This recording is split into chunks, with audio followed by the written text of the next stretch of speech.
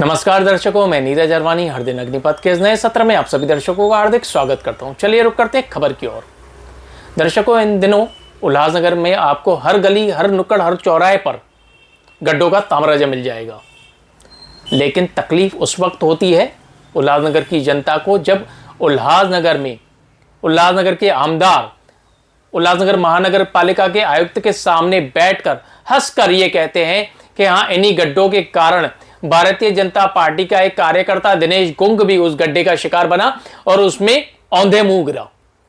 दर्शकों, जहां पर उल्लासनगर आमदार को आक्रामक भूमिका निभानी चाहिए, वहां पर वे हास्यपात तरीके से उल्लासनगर महानगर पालिका के आयुक्त के सामने ये बातें रख रहे हैं। साहब, कल मेरा बीजेपी का आदमी नरेश तुम करके ऐसा गिर गया, उसका सर्वर फट गया, मैं लेकिन दूसरी तरफ दाद देनी होगी उल्लासनगर में महाराष्ट्र नवनिर्माण सेना के पदाधिकारियों का। किस तरह इन गड्ढों को लेकर, उनकी मरम्मत के कार्य को लेकर उल्लासनगर के महाराष्ट्र नवनिर्माण सेना के पदाधिकारी आक्रामक भूमिका में दिखे। क्या कहना था इस विषय पर महाराष्ट्र नवनिर्माण सेना के पदाधिकारी सचिन कदम का, आइए सुनते हैं उनकी जुबानी।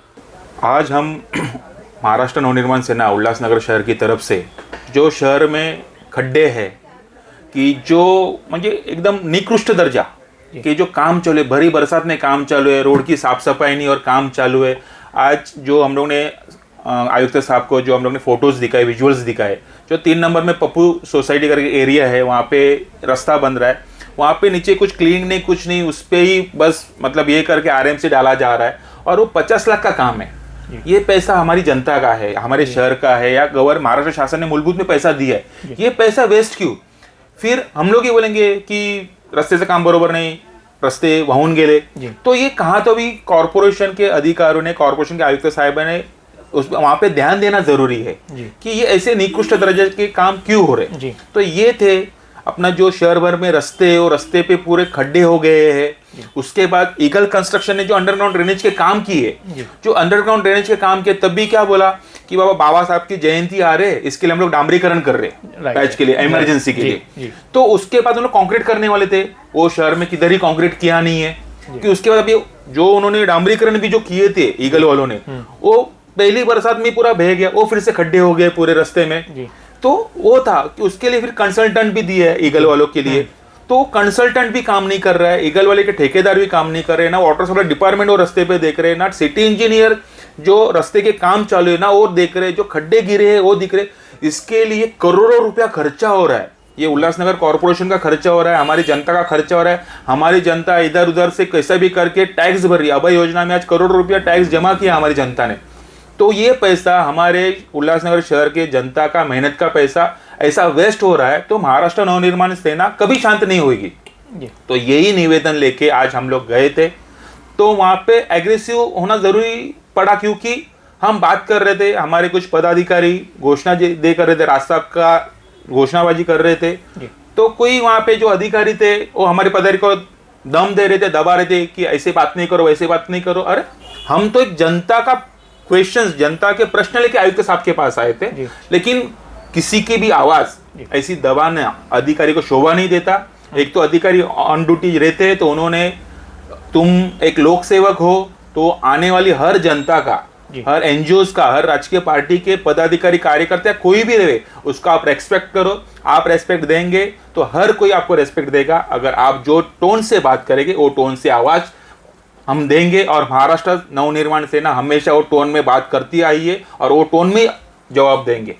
इसके बाद हम गए, आयुक्त साहब से मिले। आयुक्त साहब बहुत पॉजिटिव थे। आयुक्त साहब ने सिटी इंजीनियर साहब को बुलाया, डेप्यूटी इंजीनियर को बुलाया, पूरा रोड का जायजा करने के लिए बोला, और पूरा जो काम हुआ है अगर वो गलत तरीके से हुआ रहेगा तो पूरा तोड़ के नया बनाने का आदेश आयुक्त साहब ने दिया हुआ है। और आयुक्त साहब बहुत पॉजिटिव थे। और आपके माध्यम से मैं कमिश्नर साहब को ये नम्र विनंती और निवेदन देना चाहता हूँ कि समझो, आपने निवेदन या आपने ऑर्डर देके भी आपके अधिकारी या ठेकेदार अगर नहीं सुनता है तो होने वाले परिणाम पे कमिश्नर साहब ने अधिकारी को खबरदारी लेने की बोलिए, नहीं तो जो खड्डे जहाँ पे रहेंगे वहाँ पे वो अधिकारी को हम खड्डे में बिठाएंगे। ऐसा मैं आपके सामने पूरी होश आवाज में आयुक्त साहब से निवेदन करना चाहता हूँ, क्योंकि हमारा शहर का आदमी, हमारे शहर का नागरिक को खड्डे में गिरता है, फ्रैक्चर होता है, खून आता है। वहां पे हमारे आमदार साहब थे, वो आमदार साहब ने बोला आमचा एक बीजेपीचा कार्यकर्ता पडला। मतलब अगर कोई राजकीय पार्टी का कार्यकर्ता गिरता है या कुछ करता है, तुम्हारी निष्काळजी म्हणजे सचिन जी 2 मिनट खाली यहाँ पर रुकना चाहेंगे आपको। एक शहर का आमदार, ये तो आप अचानक गए थे, आपको तो मालूम नहीं था कि वहां पर कुमार एलानी बैठा हुआ है या वहां पे उनकी कुछ मीटिंग चालू है, आप तो अचानक गए। एक शहर का आमदार कमिश्नर के सामने आत्मसमर्पण करके यह कहता है कि मेरा जो कार्यकर्ता है आज वो गिरा है, तो आपको लगता है कि कहीं ना कहीं आमदार हर मोर्चे पर विफल है?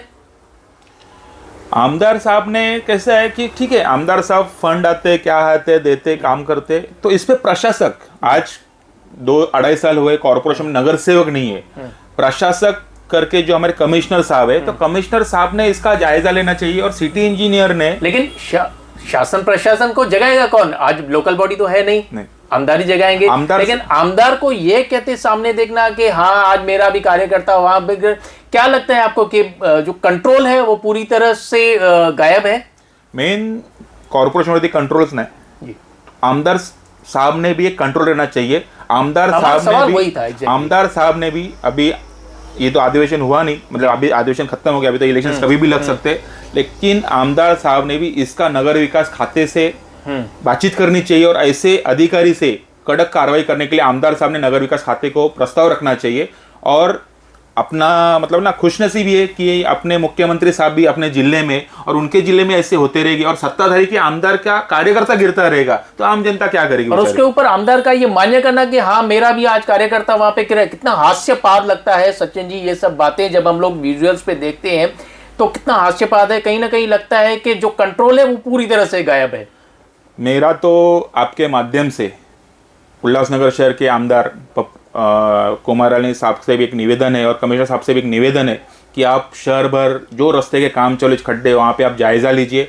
और आमदार साहब ने, आज सत्ता में आप है, आपका मतलब मुख्यमंत्री साहब है, तो आप शासन की तरफ से कमिश्नर साहब पे कंट्रोल रखना चाहिए और अच्छी तरह के रास्ते ये उल्लासनगर शहर को देना चाहिए। ऐसा मैं आमदार साहब से निवेदन करता हूं। खड्डों की वजह से अभी आपने कहा कि फ्रैक्चर्स हुए हैं, लोग गिरे हैं, लोगों को चोटें पहुंची है। मैं आपको याद दिलाऊं कि सिर्फ चोटें और फ्रैक्चर्स तक ही सीमित नहीं था, लोगों ने अपनी जान भी गंवाई है खड्डों में। बराबर सचिन जी, कितना दुखद होगा जिस परिवार का एक सदस्य जाता होगा इन खड्डों की वजह से। तो क्या आपको नहीं लगता कि अब युद्ध स्तर पर काम करने की ज़रूरत है उल्लासनगर में? हमारा मेन वहाँ पे जाना और एग्रेसिव जो मैं दिखा वो होना इसका है कि गलती किसकी और भोग रहा है कौन, भोगे कौन। तो यही हमारे कमिश्नर साहब, सिटी इंजीनियर साहब या आमदार साहब इसको बराबर मतलब अप टू डेट काम करके लेवे, तो किसी हमारी उल्लासनगर के शहर के जनता का या कोई भी नागरिक हो उसका नुकसान नहीं होएगा। ठीक है, जिसका आदमी खोता है उसको दुख मालूम है कितना होता है। हम कोई भी जाते सांत्वन करेंगे आएंगे, लेकिन जिसका आदमी जाता है ना उसको दुख ज्यादा है, उससे तो जिंदगी भर का दुख है। तो इनकी गलती की वजह से, आज कॉर्पोरेशन की गलती की वजह से इसके बाद कुछ भी नुकसान होएगा तो जो अधिकारी रहेगा उसको भुगतना पड़ेगा। क्या सचिन जी इन सब बातों का निचोड़ ये निकालें कि आज जो सचिन कदम महानगर पालिका में देखा गया, अगर इसके बाद भी शासन प्रशासन आमदार तब विफल होते हैं किसी मोर्चे पर, तो लोग ये सभी अब मन से इन सब बातों को, इन सब मुद्दों को लेकर आगे आएगी?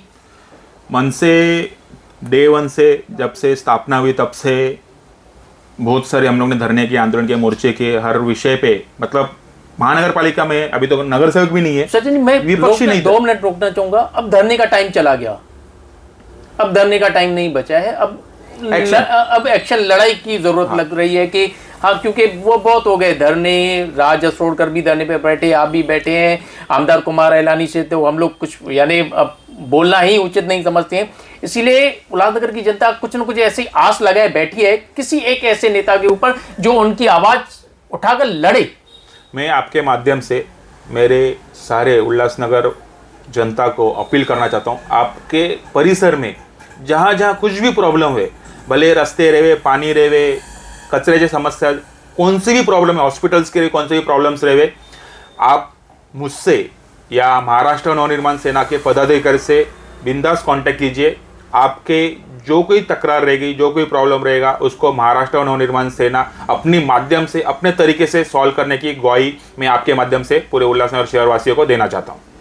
हृदय अग्निपथ से इतनी बेबाकी से बातचीत करने के लिए सचिन जी धन्यवाद। धन्यवाद।